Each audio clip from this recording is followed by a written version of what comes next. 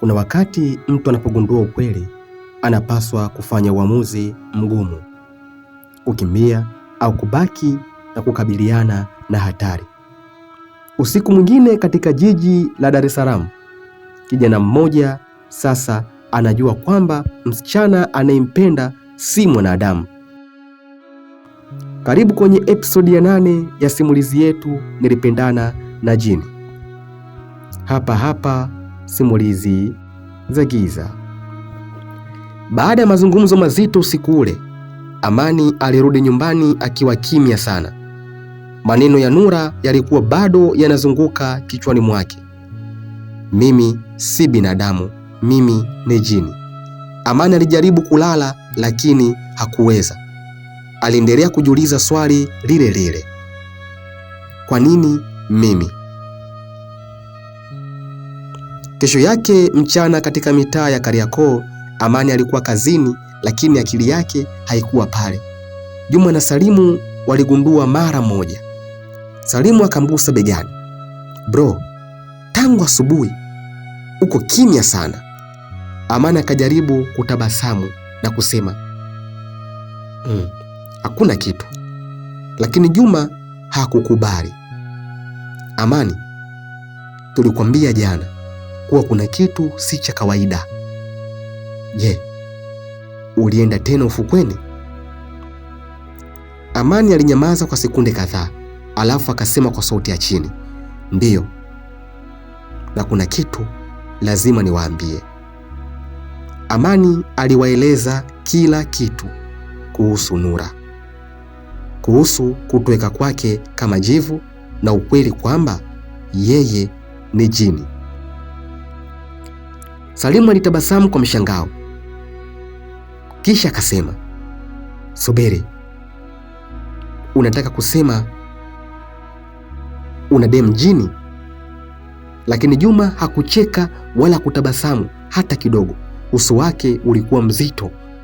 Kisha akamwambia Amani, Amani, mambo haya ni hatari sana. Usilete mzaa hata mara moja. Yule binti achana naye mara moja na usirudi tena pale ufukweni. Amani alimwangalia machoni Juma, kisha akamwambia, nimekuelewa ndugu yangu, nitafanyia kazi ushauri wako.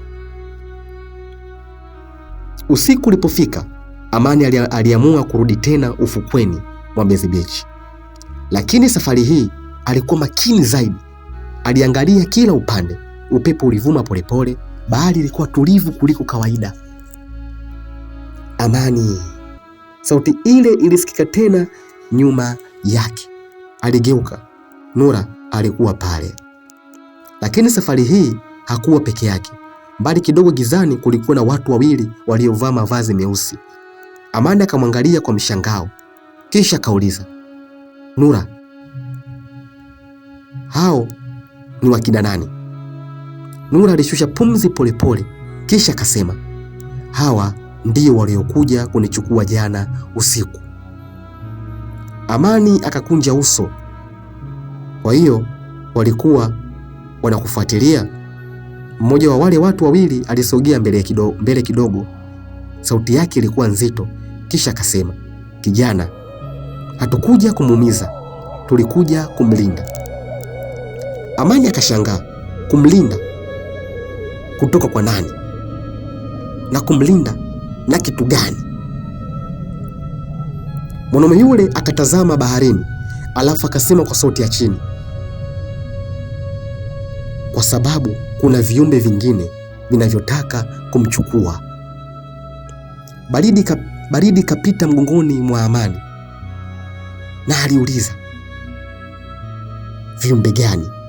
Lakini kabla hajapata jibu, bahari ilianza kuwa na mawimbi makubwa ghafla. Upepo ulivuma kwa nguvu sana, na mbali kidogo juu ya maji kivuli kile kikubwa kilionekana tena. Macho yake yalikuwa yanamulika gizani. Salimu na Juma kama wangekuwepo pale wangezimia. Lakini wakati huu Amani sasa alikuwa anaona kile walichokiona Salimu na Juma. Nura, alisema kwa sauti ya hofu juu. Amani, hicho ni nini? Nura kujibu mara moja. Aliendelea kukiangalia kile kivuli kwa huzuni, kisha akasema polepole, hiyo ndio sababu walikuja kunichukua jana. Amani akameza mate kwa hofu. Kwa sababu gani? aliuliza. Nura akasema kwa sauti ya chini sana, kwa sababu hicho kiumbe kinanitafuta. Kivuli kile kikubwa kilianza kusogea karibu zaidi na ufukwe. Mawimbi yakagonga mchanga kwa nguvu na sauti ya kutisha ikasikika kutoka baharini. Amani alihisi moyo wake ukipiga haraka tena kwa nguvu. Kwa mara ya kwanza alijua kwamba mapenzi yake kwa Nura yalikuwa yanampelekea kwenye vita ambayo hakuwahi kuifikiria. Na hapa ni mwisho wa episodi ya 8. Tukutane katika episodi ya 9 ya simulizi yetu nzuri Nilipendana na Jini wa Baharini, hapa Simulizi za Giza.